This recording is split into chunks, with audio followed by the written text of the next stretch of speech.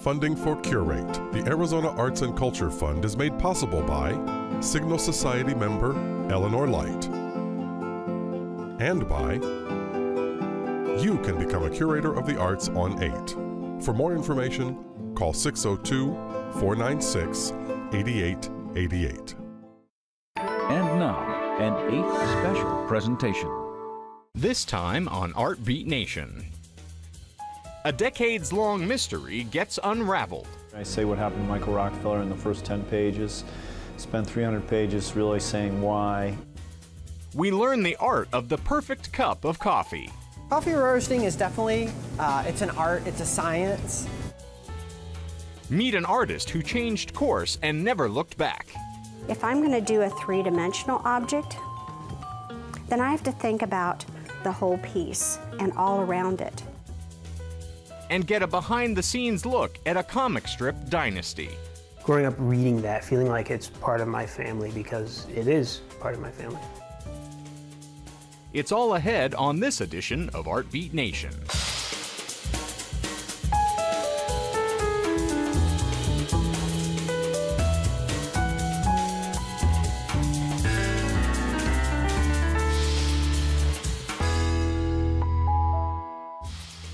Funding for Art Beat Nation is made possible by donations to Curate, the Arizona PBS Arts and Culture Fund, and by contributions to 8 from viewers like you. Thank you. In our first segment, journalist Carl Hoffman tells us how he solved one of the greatest mysteries of the 20th century, the disappearance of Michael Rockefeller. In 1961, the 23-year-old traveled to New Guinea in search of art for his family's museum, but the young man would never return. Hoffman reveals what happened. Michael Rockefeller was the son of Nelson Rockefeller, who was the governor of New York. He was 23 years old, had just graduated from Harvard University. His father had started the Museum of Primitive Art in 1957. Michael was in New Guinea collecting primitive art for his father's museum, and he vanished, was never seen again.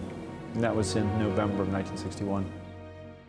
There was this enormous 2-week search and rescue effort, and nothing was found. Soon after that, some missionaries on the ground who lived in the villages and spoke local languages heard rumors that Michael had in fact been killed by the local people, the Asmat. Oh God, how do I describe my book? I don't know. I mean, it's a murder mystery that's not much of a mystery. I say what happened to Michael Rockefeller in the first 10 pages. Spent 300 pages really saying why. Asmat are pretty complex, have rich, complex culture. Art is a huge part of that, and that's why Michael Rockefeller was there, and it's all based on headhunting and cannibalism. Cannibalism's a byproduct of the headhunting. It's not because they just want to go get some meat, need a burger and go kill somebody. They lived in a world that was this sort of dualistic world of extremes in which life was balanced by death and death by life. So they were in this sort of endless cycle of inter-village warfare and violence and reciprocation of trying to balance the world all the time. One of the first key thing we found with the documents, for instance, was reports of this Dutch raid. A zealous patrol officer named Max Lepre had been to the village and wanted to punish it for headhunting raids. And he had gone in, he was very afraid, scared of the Asmat, scared of this village in particular. And he panicked and opened fire, and he killed 5 people. And really, he killed 4 of the most important men in the whole village, and that had created a great imbalance. And that was always said to be the beginning, really, of the backstory that led to Michael's death. Although Michael is the central character of the book, and the book is about Michael's disappearance, in some ways he's the least important character of the book, ultimately. I mean, becomes so much of a story about the Asmat. I think I want readers to walk away from Savage Harvest having a deep appreciation for the Asmat and for the complexities of human nature and human culture. It's important to say that Asmat were cannibals, but are not any longer. Coffee connoisseurs are dedicated to creating the ultimate drink by carefully controlling every step of the brewing process. Up next, we learn how to brew the perfect cup alongside master baristas.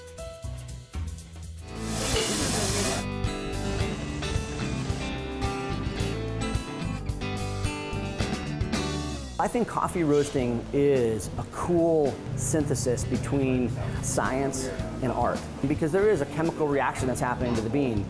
You put those two kind of things together, and that's when the magic of coffee roasting really happens. Coffee roasting is definitely, it's an art, it's a science. There's a lot of temperature tracking.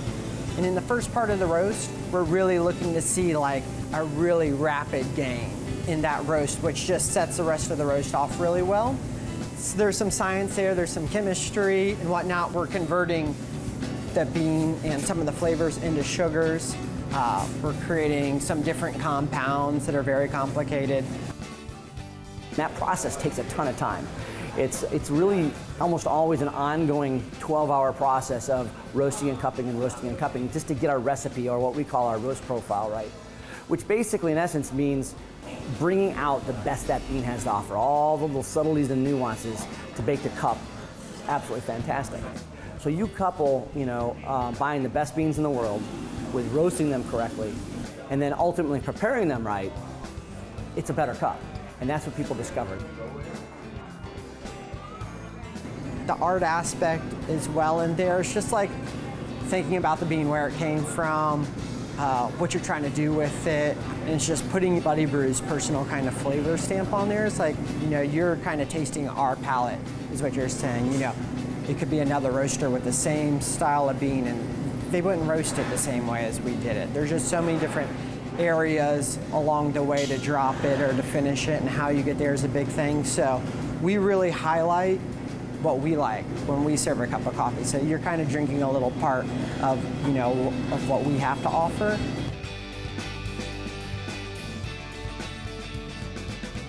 I got to roast alongside, one of the geniuses in coffee roasting, Stephen Diedrich, and really, that guy's just a master. And so I learned from the best of the best. Now I was able then to take that knowledge and really pass it along to our other roasters as well. It takes years to become, a proficient roaster and really able to control everything you need to control. The art of it, to me, is watching it and these indicators. You can watch temperature and you can watch the time, but you can really influence the bean through, judging by color and seeing what it looks like and the sound. You're always listening. There's a big thing on smell. When it comes into yellow, you leave if you smell the beans in that kind of transition point, it goes from this wet kind of lawn clippings, grass clippings, to more of this dry hay. Again, it's like you have the numbers there as the science, but the art, you're kind of watching the color, you're kind of telling what's happening in there through the aroma. Coffee's been around for a long, long time.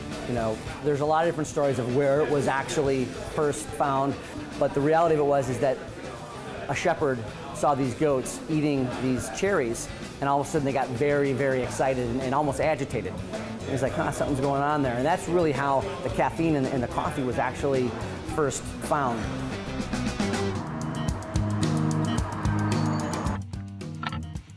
We set out by saying, okay, if we're going to do this thing, the cup is going to be our judge. Whatever happens right here, this is it. If this is right, then all else is well, right? The interesting thing, though, is that if you look at how we're preparing coffee today, we're actually going back in time.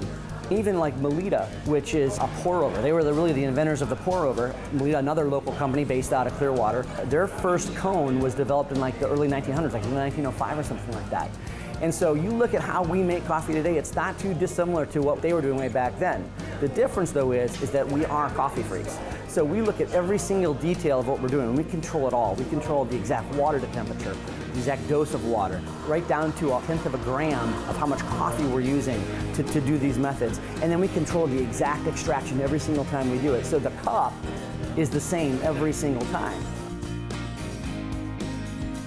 One of the things that we try to keep in mind, especially on the brewing side of it, is that we really don't want to mess it up. We get the coffee already in a pristine condition. So we're sourcing great coffee, we're roasting it to perfection, and then what we do as brewers is not mess it up.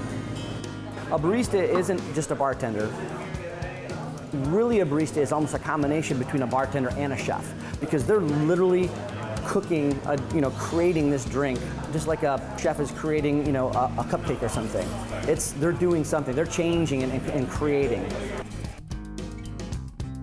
An espresso, if you look at the root of the word, it refers to espressly for you. So it's really not about speed. It's about I'm making a drink just for you. And as a brewer, we start with those real simple aspects. We'll be brewing a coffee, and all of those parameters are really the same. We start with great water, great coffee, grinding the coffee correctly for each method, and then just really tasting coffee, getting an idea of what's the difference between the coffee flavor and the brewing flavor.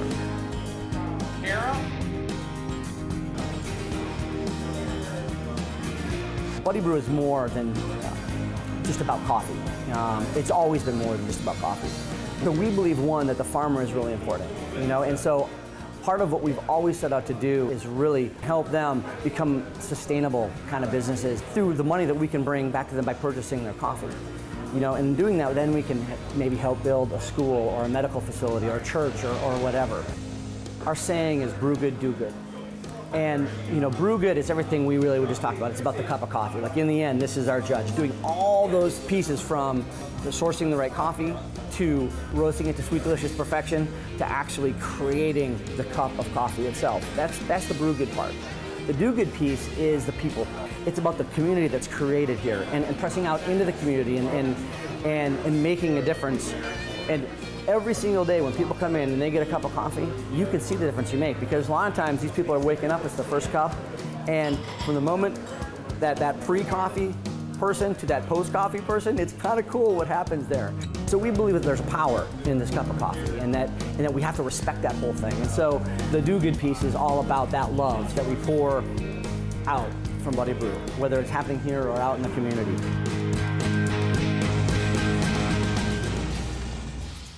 To learn more, visit buddybrewcoffee.com. When Kansas artist Kathy Barnard turned her attentions from wood to glass, the results were stunning. So she left her day job at Hallmark and has never looked back.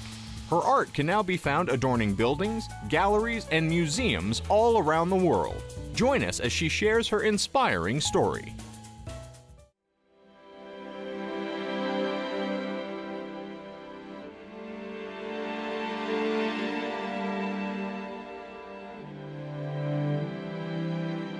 A step inside Kathy Barnard's studio is like finding a key to a secret garden.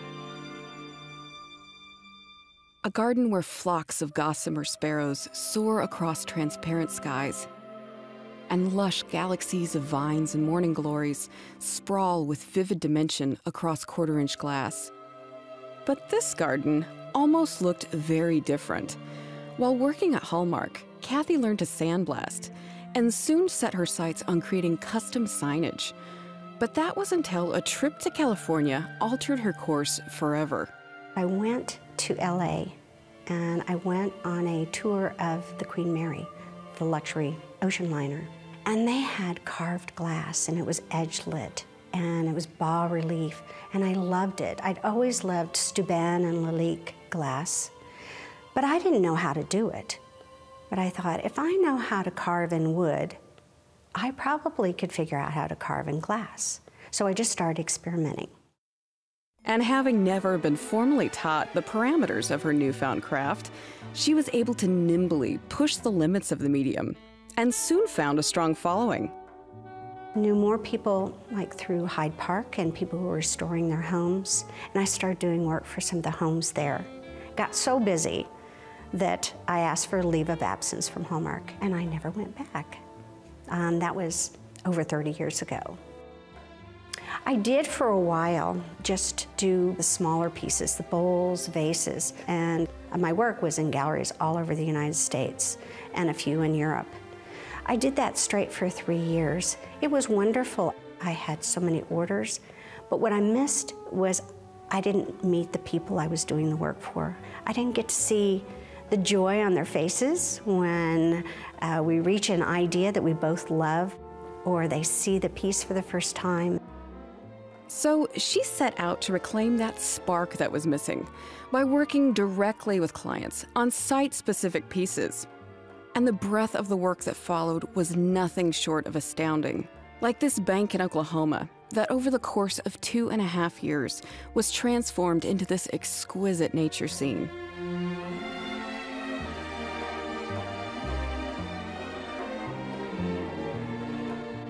Or like this sublime private chapel in Clinton, Missouri. Or even closer to home, in the dazzling facade of the Midland Theater.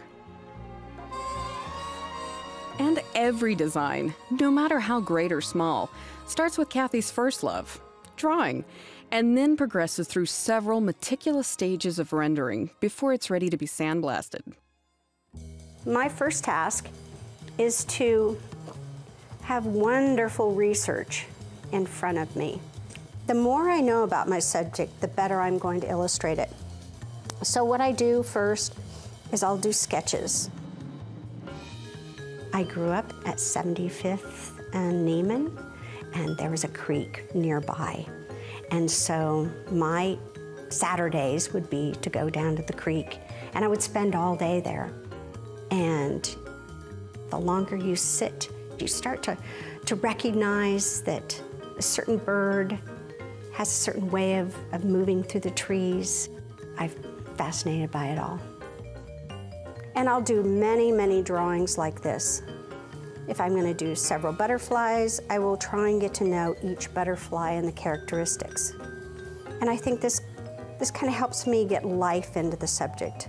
And with that as inspiration, if I'm going to do a three-dimensional object, then I have to think about the whole piece and all around it.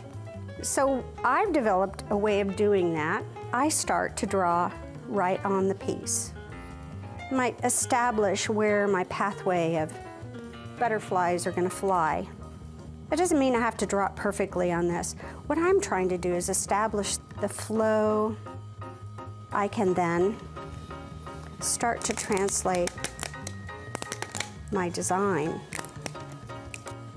Now I'll put another piece of tracing paper down and do very detailed drawings. The more detailed I can do my initial drawing, the more I know what to do when I get in to sandblast it. The piece is then carefully masked to protect the glass from unwanted abrasion. And finally, after hours of designing, transposing, and masking, the composition is painstakingly carved into the tape. Kathy then dons her safety gear and prepares to sandblast.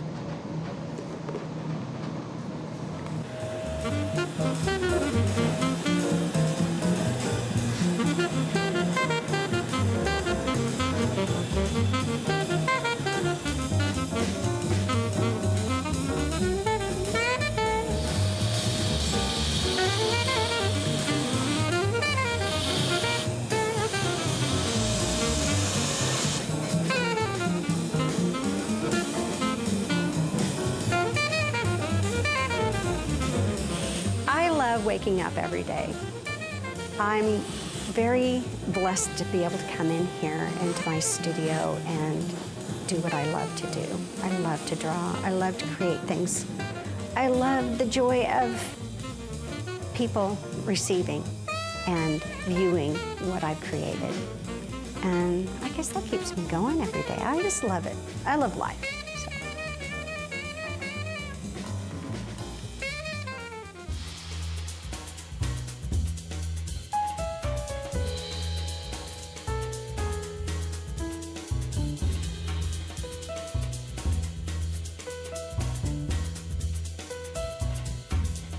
And in our final segment, we learn that it's all in the family. Meet the grandson of widely celebrated cartoonist, the late Johnny Hart, and learn how the family is carrying his legacy forward. Take a look.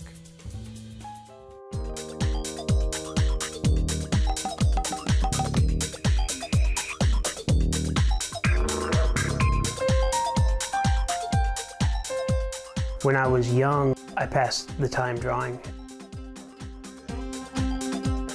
Drawing was natural for me. It was something I thought everybody did. It was something I enjoyed. It was something I was kind of good at. I started to take it a little bit more seriously.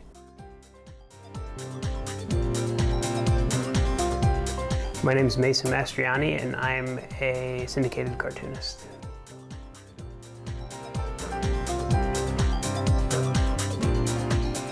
I was actually born and raised in Endicott, and I went to Shenango Forks High School.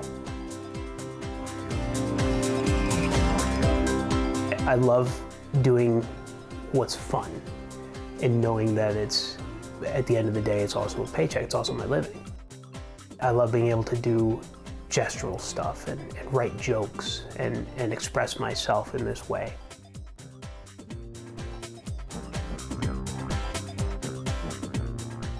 Growing up with a legacy like BC, growing up reading that, feeling like it's part of my family because it is part of my family. All the characters I've known as a child, all the characters are based on real people, my grandfather's friends. My grandfather was such a big part of my life. I love that I have that legacy. My grandfather was Johnny Hart. He was my role model. It's funny, he was a workaholic. He spent most of his time here at the studios. I don't know how to explain the relationship, but we just had this innate ability to understand each other. It's kind of like the same thing I have with my brother Mick. And I only shared that relationship with these two people in my life. We just kind of understand each other. We're a little different. We don't really see the world the same way as what would be considered the norm, I suppose. But.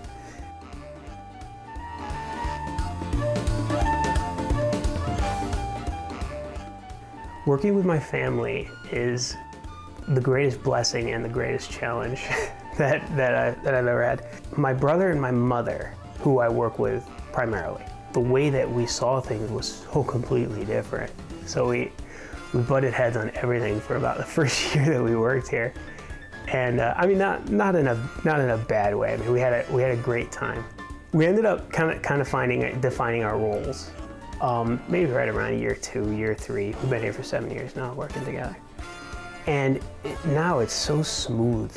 And we have this dividing line between being a family, which we are when we're not in this building, and being co-workers, which we are in this building. And the respect and the ability to bounce ideas off one another is really powerful. It's incredible that it's my living. Such a blessing. For more information, visit johnhartstudios.com. For more arts and culture, visit azpbs.org/artbeat, where you'll find feature videos and information on the Arizona art scene. Funding for Artbeat Nation is made possible by donations to Curate, the Arizona PBS Arts and Culture Fund, and by contributions to 8 from viewers like you. Thank you.